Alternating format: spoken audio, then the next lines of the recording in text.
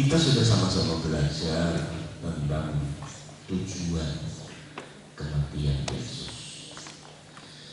Bila kita membaca di dalam kitab Titus pasal 2 ayat 14, di sana tersirat dengan jelas bahwa tujuan kematian Yesus yang pertama adalah membebaskan kita dari kesalahan.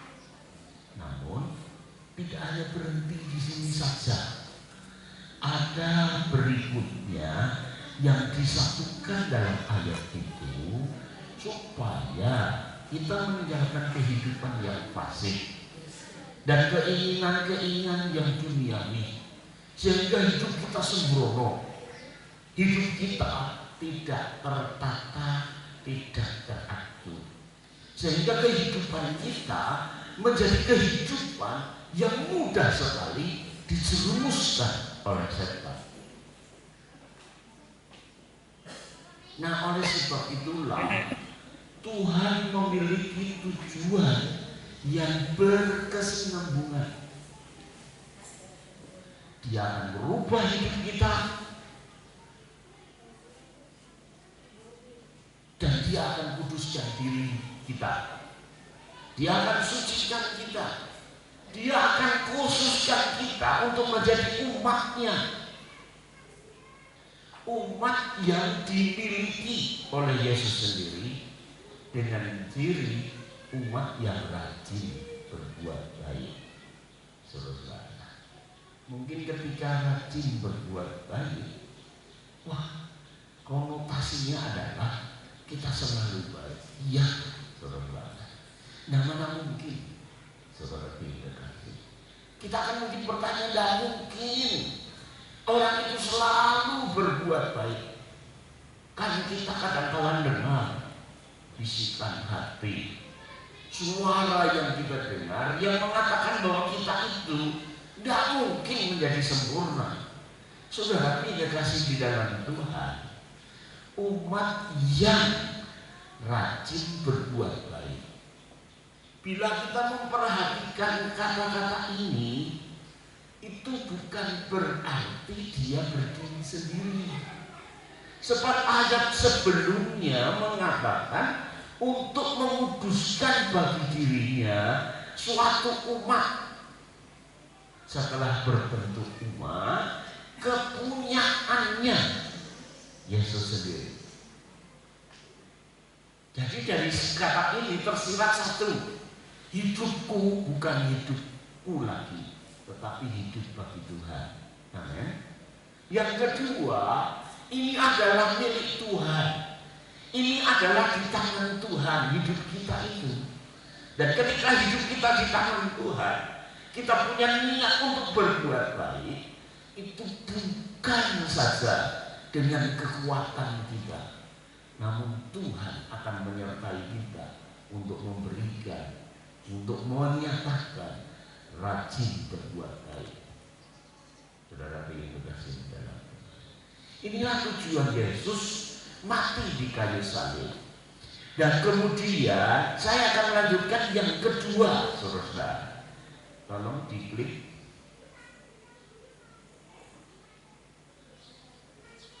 Kristus mati supaya kita hidup bagi Dia. Jadi kata-kata ini, itu saudara, ini adalah ulang, penjelasan Paulus ulang. Kalau tadi di Titus, sekarang di dalam kitab Roma pasal 14 ayat yang ke-9. Saya membaca ayat ini.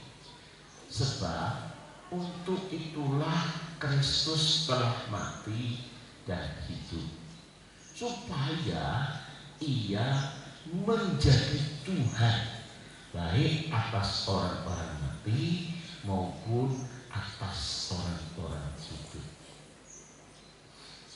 Saudara yang terkasih, saya baca dalam bahasa Indonesia. Kristus sudah mati dan hidup kembali. Itulah sebabnya Ia menjadi Tuhan atas orang-orang yang hidup dan juga untuk orang-orang yang telah mati. Dalam bahasa Jawa, sebab Sang Kristus sedo lan wungu supaya dadi gustine wong urip lan wong mati. Firman Allah yang hidup, untuk tujuan inilah Kristus mati dan bangkit lagi, supaya Ia dapat menjadi Tuhan kita, baik pada waktu kita hidup maupun pada waktu kita mati.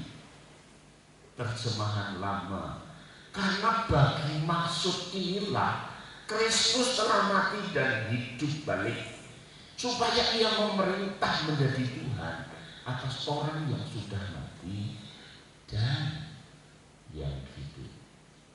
Jadi dari ayat-ayat ini terdengar suara yang sangat pasti, yaitu tujuan Kristus. Amin. Yaitu Dia berkuasa atau menjadi Tuhan, atau Dia berkuasa memerintah.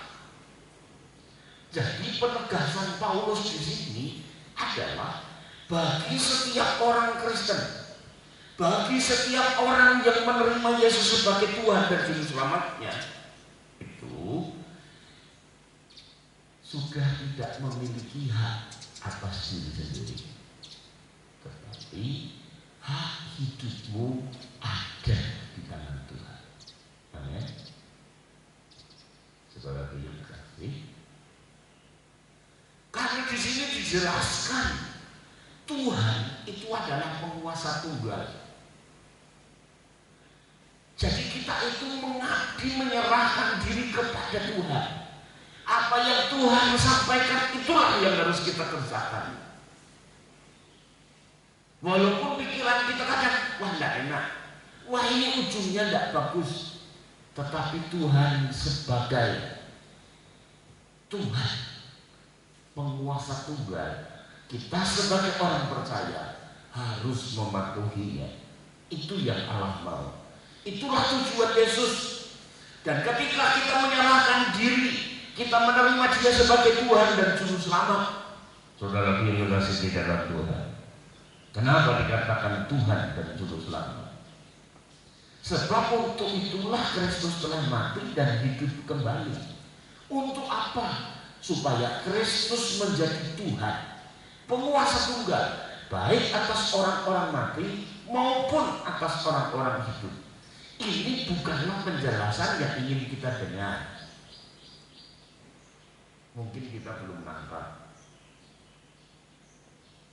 Maksud saya adalah kemauan kita Dia muncul sebagai Juru Selamat, ya kan?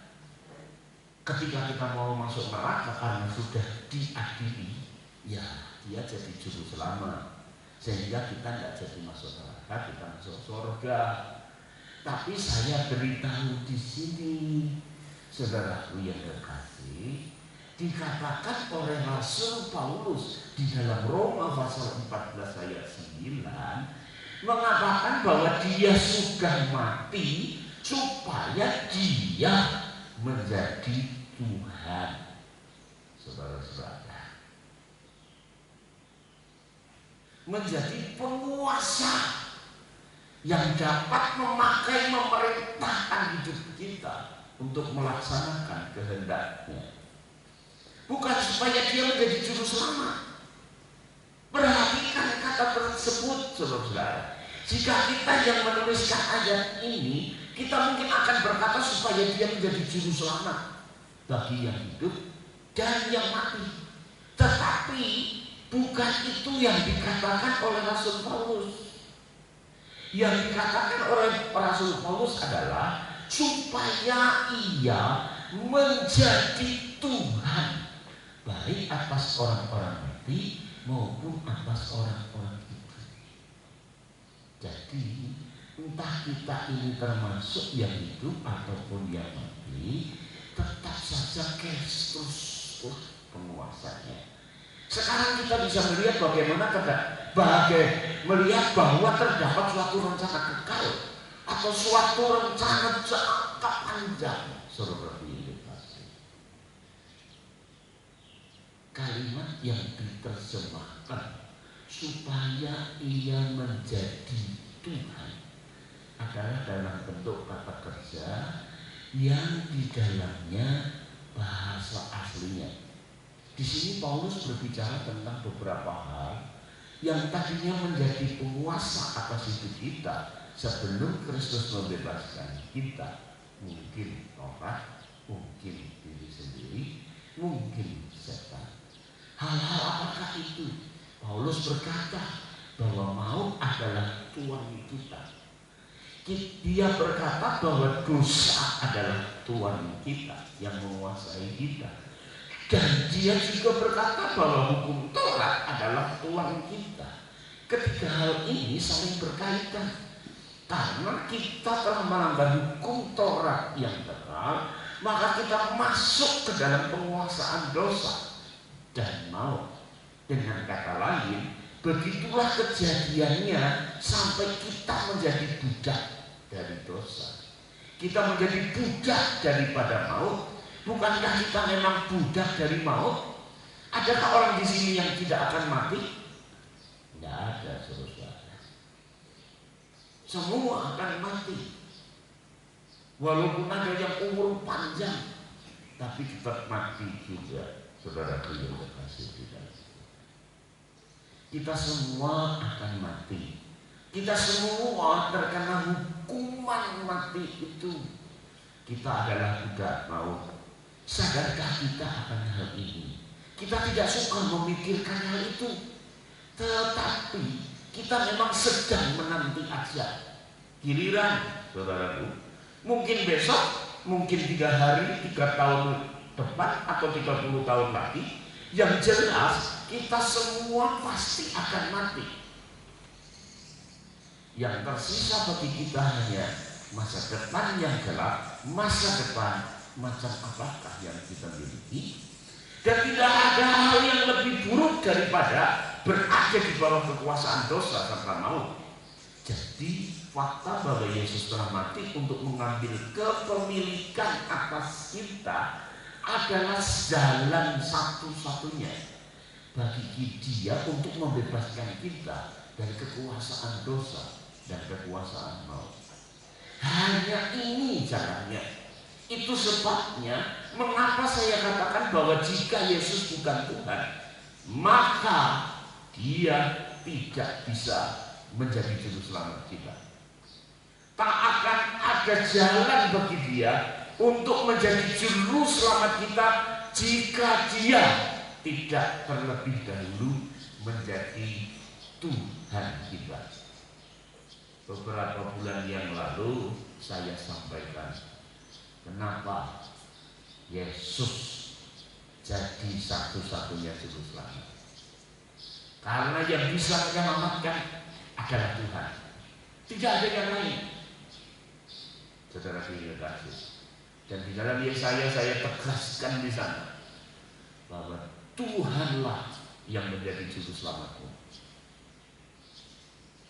Saya bersukacita berada di bawah kekuasaan kedaulatan Kristus. Sangatlah indah bisa berada di bawah kedaulatannya, atau kita berada di dalam tangannya. Renungkan hal ini. Sekali lagi, renungkanlah hal ini. Apakah itu seorang anak yang berada di bawah kekuasaan ayah dan ibunya? Apakah anak itu bersukacita karena berada di bawah kekuasaan ayahnya atau ibunya? Tentu saja tidak. Jika ayahnya adalah ayah yang baik, si anak bersukacita karena memiliki ayah yang seperti itu. Kekuasaan ini tidaklah mendukakan, sebaliknya berada di bawah kekuasaan orang tuanya yang merupakan sumber dari keselamatan, keamanan, dan sukacitanya. Tanpa kekuasaan tersebut, si anak mungkin sudah kelaparan di jalan. Namun, karena dia memiliki ayah dan ibu dan hidup di bawah kekuasaan mereka, keselamatannya terjamin. karena ayah dan ibunya. Amin. Ada di sini ayah atau ibu yang tega melihat anaknya kelaparan? Saya yakin tidak. Dia akan berusaha untuk mencari dan mendapatkan makanan buat anaknya. Saudaraku yang terkasih di dalam Tuhan, namun karena dia memiliki ayah dan ibu dan hidup di bawah kekuasaan mereka, keselamatannya itu terjamin. Sang ayah membela dan melindungi anaknya. Jika ada orang yang ingin menyakiti si anak, mereka akan berhadapan dengan ayah atau ibunya yang mungkin marah karena terancam. Anak-anaknya diancam. Jika dia bukan anak dari si ayah itu, maka ia harus melindungi dirinya sendiri menghadapi kekuasaan ataupun kekuatan-kekuatan yang lebih besar daripadanya. Saya bersukacita berada di bawah kedaulatan Kristus, karena dia adalah pribadi yang mengasihi saya, yang kepeduliannya terhadap saya jauh melebihi kepedulian orang lain terhadap saya. Bahkan sampai pendetanya pun, saudara, kekuasaannya tidak menjadi beban, tidak mendukakan hati. Akan tetapi kekuasaan dunia ini sangatlah mendukakan hati. Kekuasaan dosa dan maut itu sangat menyedihkan. Satu malam Tante cerita sama saya, karena di WA sama saya, malam minggu nih uangku tinggal 100 berapa, besok mau kebaktian.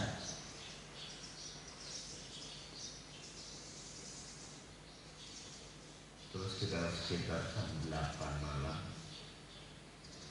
maminya ngomong sama saya mau ke bank. Nah kenapa? Transfer uang untuk Ella. Saudara-saudara, untung dia punya ayah sama punya ibu, ya kan? Halo? Kalau dia hanya punya teman, dia ngomong, aku lagi malam mingguan, besok saja. Dia apa ya?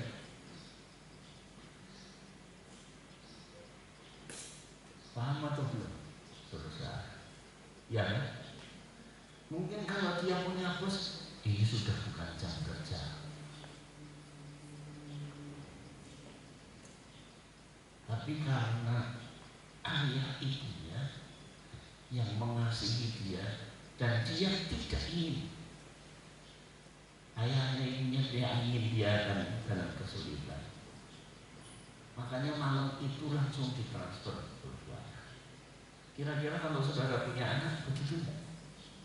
Saya yakin saudara akan melakukan hal itu, ya kan? Kenapa? Karena temanmu, karena anakmu, atau mungkin karena tetangga. Saudara, sudah malam WA seperti itu, dan jelas bank itu tutup. Sebenarnya alasan untuk meniadakan atau tidak transfer banyak, namun dikarenakan ini adalah anak saudara, maka langsung pergi untuk transfer. Padahal harus persiapan untuk sekolah minggu.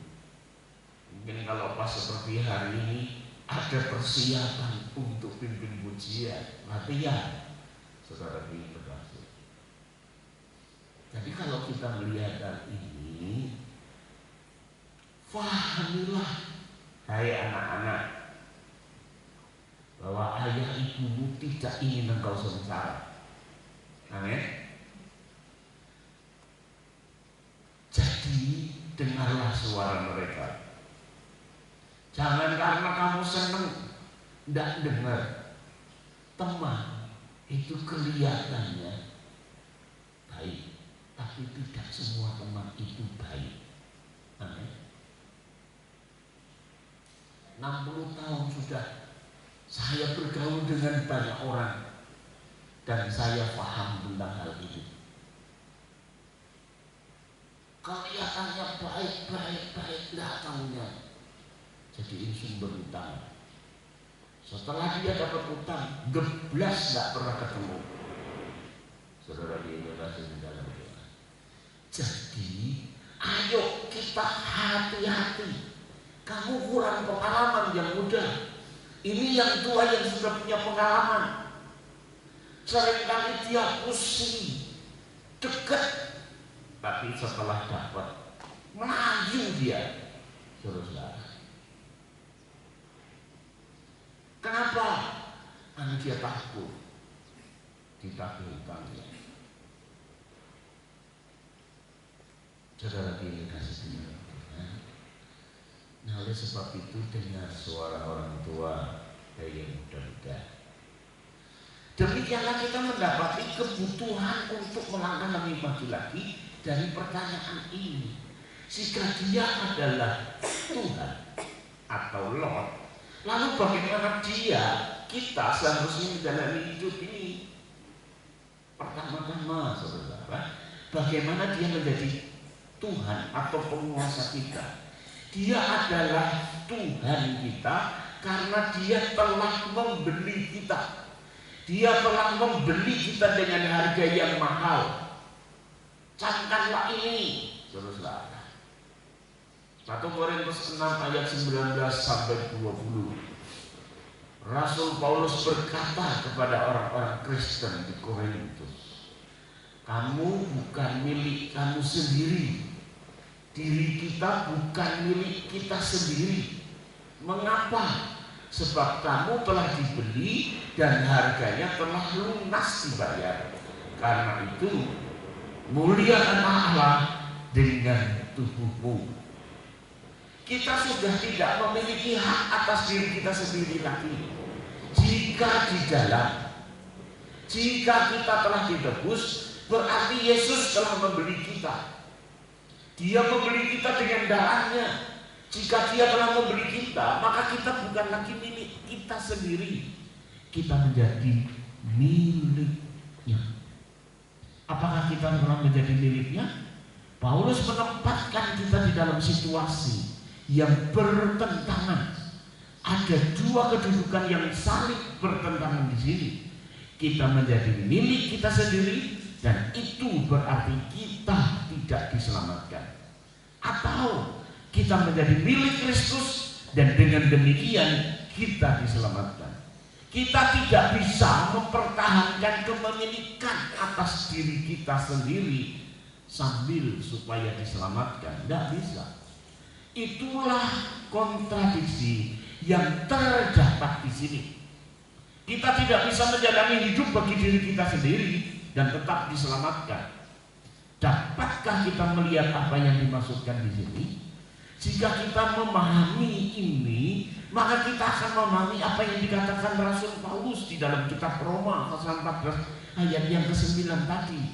Apa yang dia katakan sebenarnya sangat sederhana dan sangat mudah difahami. Dia sedang berkata Kristus mati untuk memperoleh kepemilikan atas kita. Dengan cara inilah kita menjadi miliknya pribadi. Dia menjadi majikan kita. Dia menjadi tuan kita. Dia menjadi Tuhan kita. Berarti dialah yang memiliki hidup kita. Apakah kita tahu makna ini? Saat saya berkata Tuhan Yesus, saya tidak mengucapkan kata-kata tersebut sekedar untuk berbahasa basi. Maksud saya, Yesus Kristus adalah yang menjadi pemilik hidup saya. Dia memiliki saya. Dengan cara bagaimana dia memiliki saya? Dia telah membayar hidup saya dengan darahnya sendiri. Dia telah membeli saya menjadi miliknya. Saya tidak memiliki diri saya lagi. Dulunya saya mengikuti kemauan sendiri, menjadi milik pribadi saya sendiri, dan hasil dari kepemilikan pribadi itu adalah ternyata membawa diri saya ke dalam penderitaan yang parah, ke dalam dosa, kerusakan, sifat egois, dan keangkuhan. Ke arah sanalah kepemilikan pribadi itu menuntun saya. Namun sekarang Kristuslah yang memiliki saya. Dia yang menebus saya keluar dari keadaan seperti ini. Jika Dia yang memiliki saya, maka saya adalah budaknya. Paulus bermegah dengan sebutan Paulus, hamba Yesus Kristus. Dia memulai setiap suratnya dengan penuh sukacita lewat pernyataan tentang kedaulatan Yesus dalam hidupnya, kepemilikan Yesus atas dirinya. Paulus, hamba, kata yang diterjemahkan dan istilah dengan istilah hamba sebenarnya adalah kata Yunani untuk istilah budak. Kata yang diterjemahkan dengan istilah hamba sebenarnya kata Yunani untuk istilah budak. Jadi bila bahasa Indonesia yang lebih tandas, budak Paulus, budak Yesus Kristus. Dia tidak mau disebut rasul. Dia tidak mau dipanggil dengan berbagai sebutan yang megah. Seperti saat ini banyak pendeta pengennya jadi nabi, saudara. Saya dengar ada nabi Nikol, ada nabi siapa lagi, nabi lagi, ada yang menjuluki dirinya rasul, saudara. Padahal pemahaman Paulus, walaupun pelayanan Paulus itu luar biasa, dari 27 kitab dalam perjanjian baru itu 13 sampai 14, separuhnya itu ditulis oleh Paulus. Tapi Paulus merendahkan diri. Bukan dia menekankan kepada kerasulannya, tetapi dia menekankannya pada dirinya sendiri. Dia sebagai seorang budak. Sekali lagi, Rasul Paulus lebih senang disebut budak daripada rasul. Dia tidak mau dipanggil dengan berbagai sebutan yang megah. Dia menginginkan panggilan ini, budak Yesus Kristus. Yang lebih baik daripada itu akan bisa kita temukan. Yang lebih baik tidak akan kita temukan dari budak Yesus Kristus. Jadi dari penjelasan ini saya ingin menegaskan, karena itu hidup kita tidak lagi untuk diri sendiri. Amin. Hidupmu ada di tangan Tuhan. Hidupmu milik Tuhan. Oleh sebab itu, apapun yang terjadi, jika itu terjadi, diizinkan Tuhan terjadi dalam hidupmu. Amin. Dan itu terjadi, diizinkan Tuhan. Tuhan tidak akan tinggal diam. Amin. Bila Dia punya rencana yang lebih indah, pasti engkau akan diselamatkan. Pasti Dia akan tampil untuk membela. Sampai pernyataan Sadrak Mesak Abednego itu mengatakan apa sih? Tuanku Raja. Jika Tuhan menghendaki menyelamatkan aku dari tanganmu, Tuanku Raja, maka Tuhan akan menyelamatkan aku dan teman-teman dari dapur api ini. Jelas ya? Tapi perlu Tuanku Raja ketahui ini apa? Kalaupun Tuhanku tidak menyelamatkan aku, Jangan harap aku menyembah patung buatan tuanku dan tuanku raja. Makanya raja ini marah besar, istilahnya murka, emosinya memuncak, dan disebutkan panaskan itu 7 kali. Dosa. Saya beritahu 3 orang ini diikat dan kemudian dilemparkan ke situ. Kira-kira kalau saudara-saudara melemparkan saya kuat enggak? Yang kecil jelas enggak kuat, ya kan? Apalagi yang lebih gede pasti kuat, saudara. Ya Pak ya? Coba saudara bayangkan melemparkan Sadrak, Mesak, Abednego itu enggak seorang. Kenapa? Karena catatan Alkitab mengatakan yang melemparkan, yang mendorong orang itu masuk ke dalam dapur api itu mati seketika.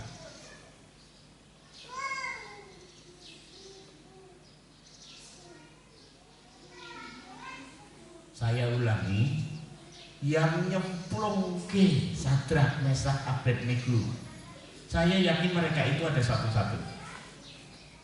Yang nyemplung ke itu mati seketika di luar dapur api, saudara-saudara, karena tidak tahan panasnya. Namun disinilah kuasa Tuhan terjadi. Allah tidak akan membiarkan kita mengalami di atas kemampuan kita. Dan ketika dia tahu itu di atas kemampuan kita, dia akan segera bertindak untuk menolong hidup kita. Amin. Makanya Sadrak, Mesak, Abednego itu ketika di dapur api, mereka yang nonton bingung. Nah kenapa? Yang dimasukkan 3, tapi yang ada di dapur api itu 4. Kenapa terjadi seperti itu? Mereka hafal wajah Sadrak, mereka hafal wajah ketiga sahabat ini. Namun ketika dia melihat orang yang keempat, wajahnya itu bersinar seperti anak Allah. Berarti Allah tidak tinggal diam. Amin. Walaupun kita tidak lihat, tetapi Allah peduli. Amin. Walaupun kita tidak mengerti, Allah segera melakukan pertolongannya dalam kehidupan kita.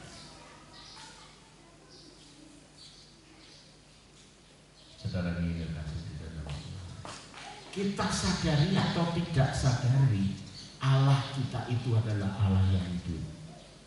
Kita mengerti atau tidak mengerti, Allah itu bekerja untuk menyelamatkan, untuk menolong, untuk membebaskan, untuk memberikan jalan keluar dalam kehidupan kita. Bapak Ibu Saudara yang dikasihi di dalam Tuhan,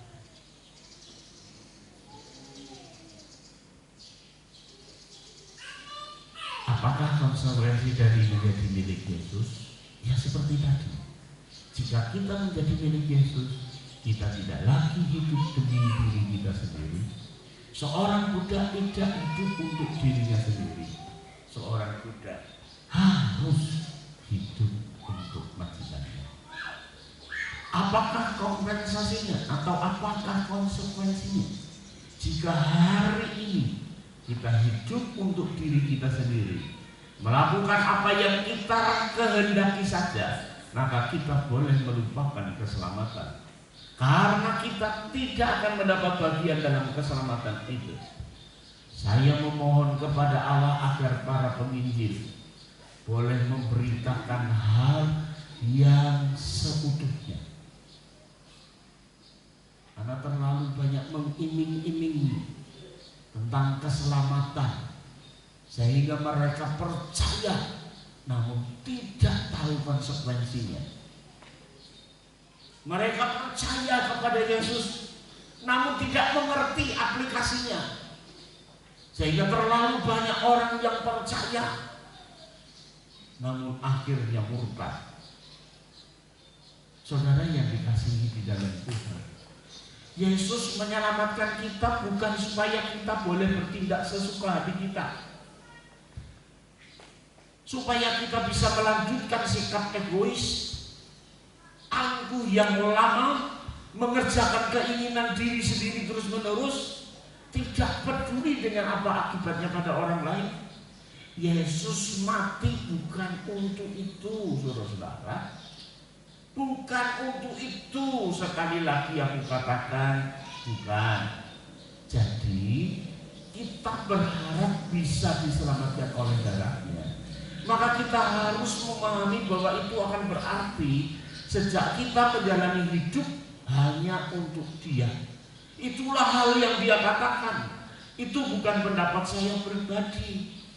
Perhatikan kata-kata di dalam Roma pasal 14 ayat 7.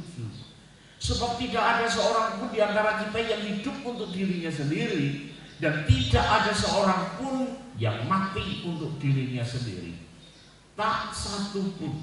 Dia mengungkapkan kata-kata ini kepada orang Kristen di Roma. Baik kita maupun saya, tak satu pun di antara kita yang hidup untuk diri sendiri. Bahkan mati pun bukan demi diri kita sendiri. Di saat mati pun kita masih memilih menjadi miliknya, karena kita adalah miliknya. Entah dalam keadaan hidup ataupun mati, kita adalah kepunyaannya Dia. Siapa bilang bahwa hidup sepenuhnya buat Kristus hanya berlaku bagi para pelayan Kristen yang full time? Enggak, saudara. Kita semua selama kita menjadi Kristen, kita menjalani hidup hanya untuk Dia, bagi Dia, kemuliaan bagi Tuhan. Saya mohon agar kita bisa memahami hal ini dengan baik, karena memang untuk itulah Kristus mati. Jika Kristus mati bagi kita, tetapi kita masih hidup untuk diri kita sendiri, maka Dia tidak lagi mati bagi kita, karena kita tidak memilikinya, kita tidak menjadi miliknya. Bukti bahwa kita adalah miliknya terlihat dari kenyataan bahwa kita hidup untuk Dia dari hari ke lepas hari, entah di kampus, di kantor, ataupun dimanapun kita berada. Apakah arti dari hidup untuk Yesus? Paulus sudah menjelaskan hal ini. Artinya adalah hidup untuk kemuliaannya. Hidup untuk Tuhan bukan berarti bahwa kita harus menjadi seorang penginjil, seorang pendeta. Enggak. Kita bisa hidup untuk kemuliaannya, entah di rumah, di kantor, ataupun di sekolah, di mana saja. Itulah arti hidup kita bagi kemuliaannya. Menginjil hanyalah satu sisi dari hidup bagi kemuliaannya. Itu sebenarnya bukan bidang yang besar, saudara kekasih. Yang terbesar adalah kita hidup bagi Tuhan, sehingga kita bisa hidup sebaik-baiknya, hidup sebenar-benarnya, hidup melakukan kebaikan bagi semua orang. Amin. Saudara yang dikasih di dalam Tuhan, awalnya saya nyaris tergoda untuk berkata bahwa menginjil adalah bidang yang paling penting. Yang paling penting adalah kehidupan sehari-hari yang dijalani demi kemuliaan Allah Bapa di surga. Saya bersyukur walaupun ngenes banyak gereja yang ditutup, orang baru percaya dianiaya, sedih saudara. Namun saudara, saya bersyukurnya kenapa? Karena mereka memiliki pola hidup yang berbeda lagi. Ya benar, saudara. Saya ngenes kalau mendengar orang Kristen hutang, Orang Kristen selingkuh, orang Kristen mencuri, orang Kristen bohong, orang Kristen melakukan hal-hal yang tidak sesuai dengan Alkitab. Walaupun saya sebagai hamba Tuhan bisa mengatakan mereka itu bukan orang Kristen, ya banyak, karena ciri-ciri kekristenan tidak seperti mereka. Tapi apabila KTP sudah tertulis Kristen, terus gimana mau mengalah? Ya kan sekarang modelnya seperti itu. Oh, ada kericuhan, ini teroris, ini bukan orang Kristen. Kalau Kristen tidak seperti itu. Saudara bisa untuk mengelak seperti itu, tapi semua itu hanyalah isapan semua. Tidak ada yang bergaya. Menginjil adalah tindakan yang bisa kita kerjakan beberapa kali dalam seminggu. Apakah kita berpikir bahwa kita sedang menjalani hidup untuk Allah hanya pada jam-jam kita sedang menginjil, atau ketika kita sedang mengikuti PA saja atau ibadah? Alkitab tidak mengendaki hal seperti itu. Kita hidup untuk Allah di waktu kita terjaga maupun tidur. Dalam keadaan hidup ataupun mati, kita adalah milik Kristus dan Bapa di surga. Kita bisa hidup bagi Tuhan sebagai seorang ibu atau seorang istri. Bagaimana? Anak kita selalu mengamati kita. Entah kita akan memuliakan Allah atau tidak, di mana si anak bergantung pada kita. Sebagai seorang ibu, apakah kita menjalani hidup bagi kemuliaan Allah? Tahukah kita bagaimana seorang penginjil yang terkenal namanya John Wesley bisa menjadi penginjil besar? Saudaraku yang kekasih di dalam kita, John Wesley jadi penginjil itu disebabkan karena ibunya. Saya lupa 14 atau 12 saudaranya John Wesley. Saudara yang dikasih di dalam Tuhan. Ibunya namanya Susan. Ibu ini punya anak sejumlah itu, saudara. Kalau saya tidak salah, semua anaknya itu 14. Kita punya anak satu saja, kadang kita repot.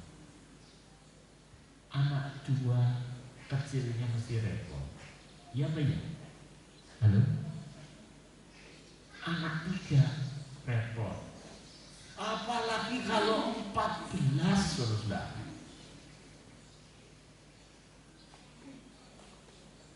Bapak-bapak tolong diperhatikan, sehingga ibu-ibu yang punya anak banyak tolong dibantu.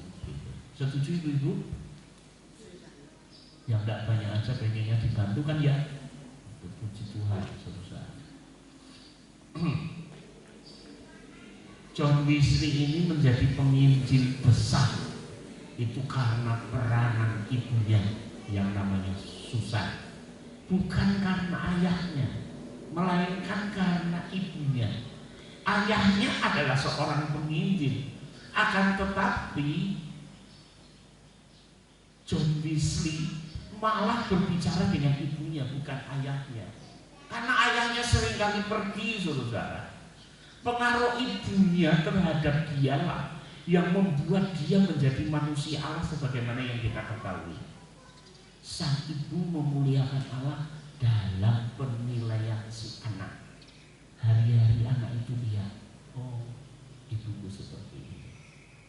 Makanya John Wesley tekun terhadap iman daripada ibunya menjadi imannya, dan akhirnya dia dipakai Tuhan secara luar biasa.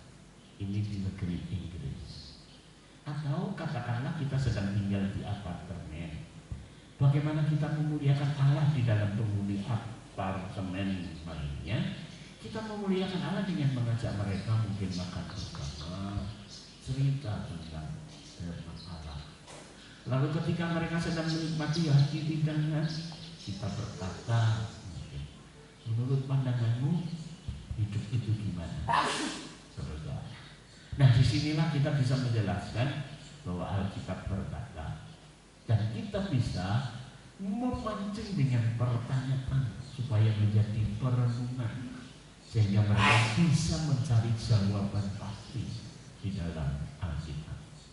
Mungkin hal yang terbaik yang bisa kita lakukan untuk memuliakan Allah dengan menutup mulut. Karena sekarang saya lihat bukan hanya masyarakat ketemu itu ngobrol malam hidup. Para rohaniawan juga kalau ketemu ada kesempatan ngomong, penyakitnya adalah ngomong tidak bisa dihentikan.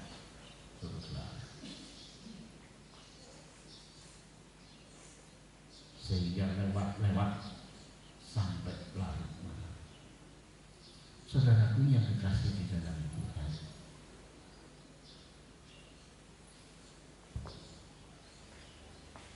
mungkin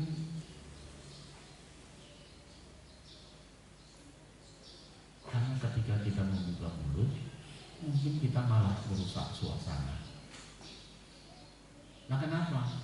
Karena setiap perkataan kita, istilah orang Jawa itu mudah dimengerti. Apakah? Ngomongnya pasti sengak. Siapa di sini yang nggak tahu ngomong pasti sengak? Pak Musa nggak tahu. Nggak tahu. Sengak itu apa? Sengak itu ya. Menurut Pak Kino sengak itu apa?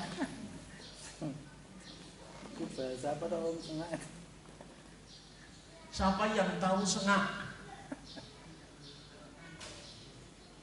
Juga tidak ada yang tahu. Hah? Wah, terima kasih Bu Busro, Ibu yang memberikan jawaban paling tepat. Untuk Pak Busro, yang tanya Pak Busro, saudara-saudara, jawabannya itu pasti nggak enak, pasti membuat orang itu hatinya terluka. Itu yang namanya sengak. Jadi tolong jangan buka mulut untuk jawaban yang kayak gitu. Lebih baik diam. Amin. Halo bapak-bapak, ibu-ibu, apakah masih ada di gereja? Masih. Puji Tuhan. Masih. Ya.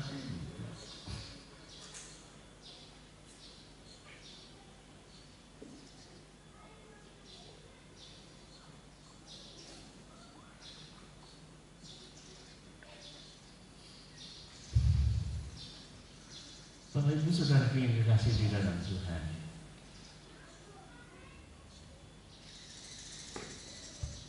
Roma pasal 14. Sebelum itu, yang kita bisa lakukan untuk memuliakan Allah adalah dengan menunjukkan kepedulian kita kepadanya. Itulah yang disebut memuliakan Allah. Memuliakan Allah adalah semua tindakan yang akan membuat orang lain berkata, betapa indahnya karya Allah dalam kehidupan orang ini. Sungguh indah.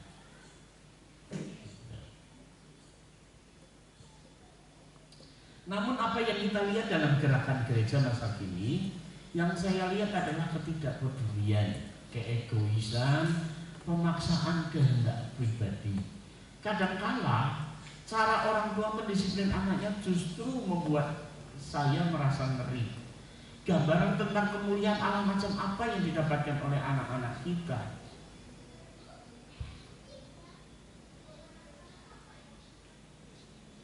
Seringkali mereka mengatakan, sekarang kamu ayahnya dianggap lebih besar daripadanya. Dan kebetulan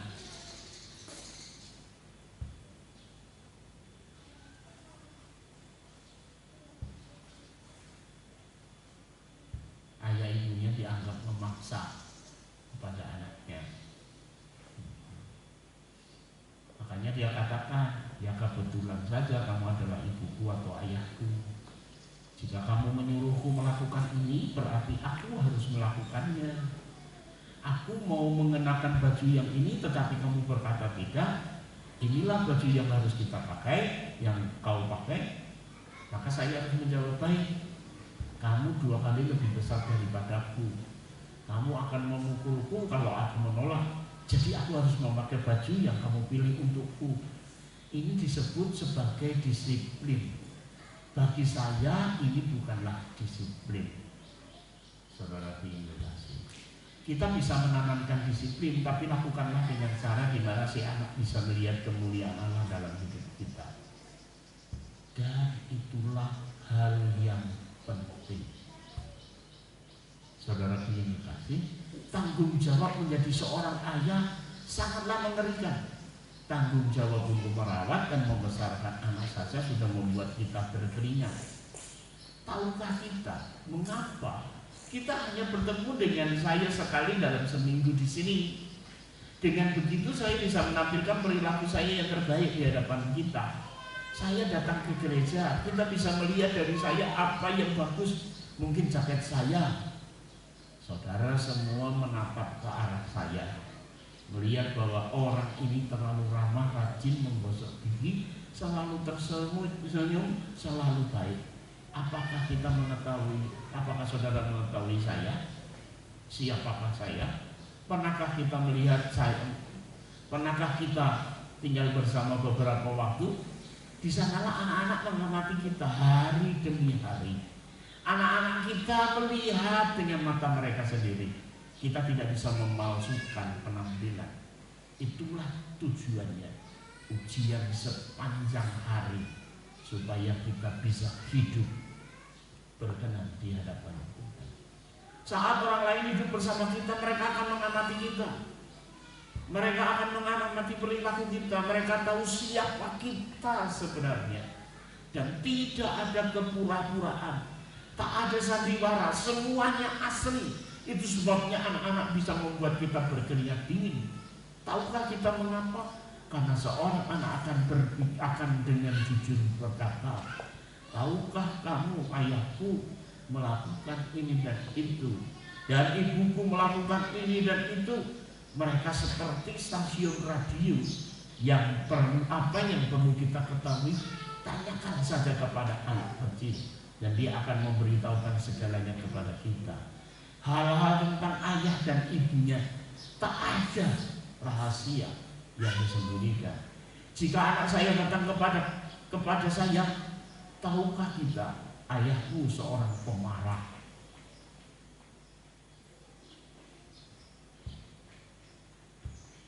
Ibuku ngapusi, katanya begitu. Saudara yang dikasih di dalam Tuhan, makanya mari kita belajar hidup apa adanya.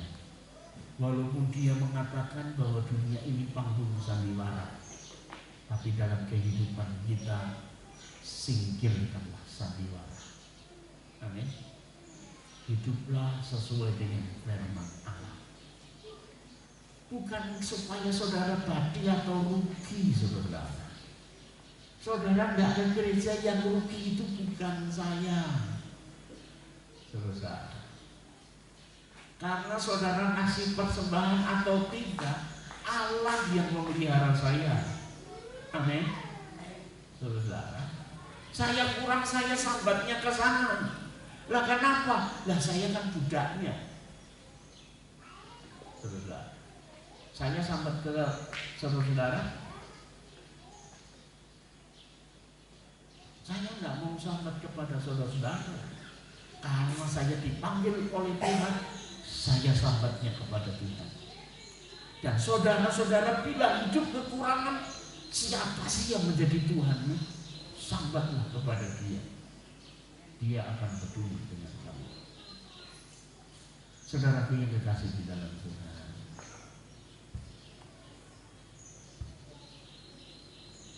jadi jangan pernah berpikir bahwa jika masalahnya hanya di antara suami istri, maka tidak akan sampai meluas kemana-mana.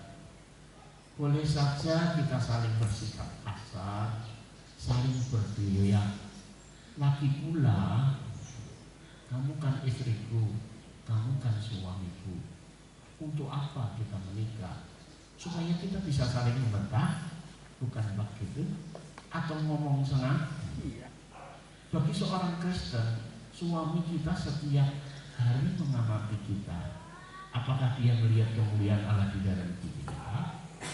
Penghargaan tertinggi yang bisa diberikan oleh seorang laki-laki kepada istrinya adalah dengan berkata, aku melihat kecantikan Kristus dalam dirinya. Bukan setebal apa bedak di wajahnya dan seberapa banyak rias mata yang dia pakai. Mungkin sampai separuh potlot alis yang dipakai. Tidak menarik, saudara, tambah lebih menakutkan.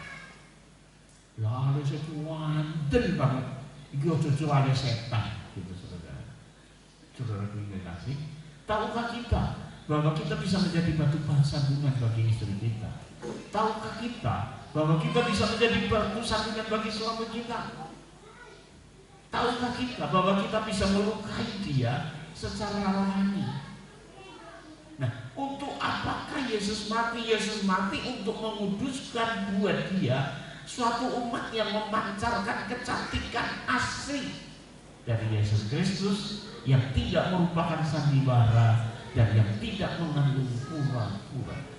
Saat orang melihat, yang terlihat adalah pengungkapan kemuliaan Kristus. Untuk inilah Kristus telah mati, dan hati saya sangat berduka, saudara-saudaraku. Saat sedih saya melihat jika orang Kristen yang tidak bertenggang rasa, hal itu sesuatu yang sangat jahat. Saat orang Kristen bersikap kasar, hal itu merupakan kejahatan. Jika seorang Kristen tidak bisa bekerja dengan baik, apakah dia dapat memuliakan di hadapan bosnya? Tentu saja tidak. Di dalam setiap bidang kita dipanggil untuk menyatakan kemuliaan Allah dengan menjadi terang dunia. Untuk itulah Kristus mati. Entah di dalam keadaan hidup atau mati, kita jalani hidup ini demi Yesus. Jika kita tidak hidup seperti itu, maka Kristus telah mati sia-sia. Oleh sebab itu pagi hari ini, mari kita renungkan firman Allah. Kekristenan semakin hari semakin jelas. Hidup kita dibebaskan, tapi untuk diperhamba oleh kebenaran, oleh Yesus Kristus. Yang dulu apa yang kita lakukan membuat orang sakit hati, membuat orang terluka, membuat orang marah.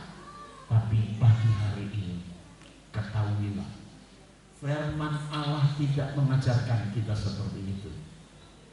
Firman Allah mengajarkan supaya apa yang engkau lakukan itu yang paling benar dan yang terbaik. Amin. Makanya di dalam Kolose berkata, apapun yang kamu lakukan berupa perkataan ataupun perbuatan, lakukanlah semuanya itu seperti kepada Tuhan, bukan kepada manusia. Maksudnya kita berbuat yang terbaik, kita berbuat yang terbenar, supaya kita melakukannya dan orang melihat, orang ini orang yang memuliakan Allah. Bisa dicontoh sehingga hidup mereka memuliakan Allah. Kiranya Tuhan memberkati. Mari kita akan masuk di dalam doa dan kita akan berdoa. Kita akan sama-sama menyanyikan